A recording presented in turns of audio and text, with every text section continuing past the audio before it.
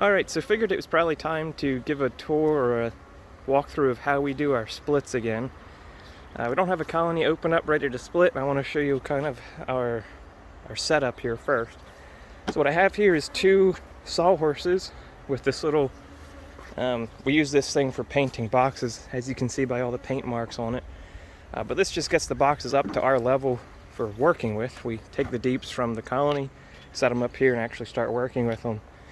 We have frame rests so that we can pull frames out and make space for ourselves to work. And then here we have our nucs that we're splitting into. And I have just a piece of 3/4 plywood on the bottom there so the bees don't fall out the bottom, and I can shake bees into there and they'll stay in. I also have another third catch box there. If we have a really good colony, we'll sometimes get 3 splits out of it. So I have another one I can work on there. Inner covers with plugs in the lids so they can't get out the top.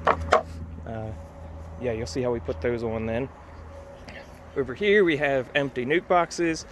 I have honey frames and drawn comb there. Inner covers. This is a catch box for overflow frames. Some of these colonies, as they're splitting them out of 2 deeps, they only have enough frames left at the end to be a single deep. So we're putting them down to singles, and if they have a few extra honey frames or whatnot, we're building honey deeps here to put back on other colonies. Over here is our new contraption for the year. We had to put a video about this earlier as well. It worked well enough, so we made a bunch more. I have 6 there that we can fit 8 or 9 nucs on a piece. Should be 9. And these can stack, so we can move bees around pretty easily. There's another video about this. I'll show those in more detail when we have one filled up. Actually, I think I have one filled up over here. So we put the tray up on the truck bed as we split into these boxes, and they're finished. We'll then put them into here. They can't get out the top, can't get out the bottom. We'll run a ratchet over here when we're ready to leave, and off we go. Now, one thing we're doing is we're making sure we don't have, if we don't find the queen, we want to know what nuc she's in. So I'm trying not to mix workers between different boxes if I can help it. And if we're not finding the queens, we can mark which boxes she could possibly be in so we can come back around and check later. But yeah, see, Sean's just brought these boxes up. And now we'll go through and split these as we go along. See, the catch box is set up in the back there. When we take the 2 deeps away, we put an empty deep back and make it dark. That way the foragers think there's a home there to go back to, and they stay out of our way. A little less chaotic that way. A little less chaotic that way, yeah. Supers we just have stacked up. We have a sheet along to throw over top of that if we start seeing any robbing activity. But that's really it. We'll go through these and pull out splits. We're splitting 2 frames of cap brood, a frame of honey, and then an open or undrawn frame depending on what we have. So one of the reasons why we're back here instead of splitting over there is yes, we don't have to bend over, but also it gets us away from where home is. So every angry forager that leaves this box and goes to defend home flies back to that box, and we're far enough away they shouldn't be bothering us too much. Yeah, off we go, try to find the queen. Once we find her, it goes pretty quick. I might show another clip when we're finished with these boxes and ready to seal up the splits. So when we're saying we want 2 frames of cap brood, really what we're saying is I want 1.5 combined frames of cap brood across 2 frames. So this is kind of a half frame of cap brood, and we're going to put that into this nuc over here. Yeah, where we have another frame that we had grabbed. That's excellent. That's excellent. Sean, pull that one out so we can see. So I don't want or need 2 extremely good cap frames of brood. I just want like 1.5 combined frames of cap brood makes for a good split, along with a honey frame. Yeah, from our experience.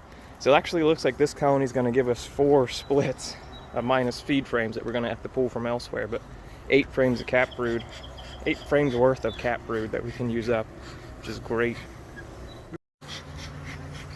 Okay, so we've finished the split here now. We actually ended up getting 3.5 splits, so 7 frames of brood out of that one. No complaints. No complaints from me there.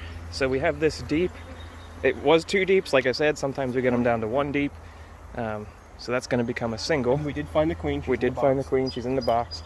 So now we take that and we carry it back to the original location. When you're working with 2 people, you can kind of make this work pretty well. You see all the foragers that get caught here. Pull that away. Put the actual brood box back on. Watch them drain in. All these bees just condense down. So it looks correct now. Now we're taking an excluder. We probably should have more excluders than we do this year. Most of our colonies are getting down into a single after we're splitting them. Which we weren't really expecting. Yeah, we expected more. Yeah, expected not to get this much off of them. And we're going to be trying an experiment of running some singles into winter this year. So this is going to work out pretty well for us. Also, ideally, we'd have the honey off before we do the split, but wasn't in the cards this year. So we're going to pick it up and put it down so we can later pick it up and put it down. So we can pick it up and put it down again. Anyway, but that's it for what we're going to do with this colony, aside from taking the top deep that we emptied out and dumping it off. And now this colony is completely, it's finished. The last thing we'll do, that's just another catch box. Oh no, we thumped the catch box and the top deep. Now the last thing to do here is just to grab these nucs and set them up on the tray, which sure beats carrying 2 of them at a time, plus a bottom board and top board. Put them on, shove them back. They're sealed in nice and tight. Now what we'll do, since it's full, is we'll grab a ratchet strap. That's what these eye bolts in the end are for. Grab a ratchet strap, throw one end in the eye bolt down there. None of these needed rechecked, right? There's one that's possible, but It's all right. I had gone through it 3 times already. Yeah, we're not perfect. Sometimes we miss the queens, and what we've been doing there is just putting marks on the cover about what colony it came from. That way we can come back around in an hour when we're done and see which one of these sounds queen right. In our experience, if you have a nuke that you split like this, that has a queen that you missed, and you put it next to one that you're trying to mate, the bees from the one that you're trying to mate a queen in will gravitate over to the other one. So you have a really strong one that was queen right from the get-go, and you have a dead colony next to it. So Yeah, we really don't want to move those queens away because it'll kill the nuke that we put it next to. There's that in there. We'll drop another tray on top of that and fill that one up then too. But that's our whole process. Now we just refill our spots and rinse and repeat with the next colony. One thing I forgot to mention is we do have this little nuke box down there. That's in case we find the queen on a frame and we're not quite done with the colony yet. We can just drop her down in that box so she can't run away while we split the rest of the colony.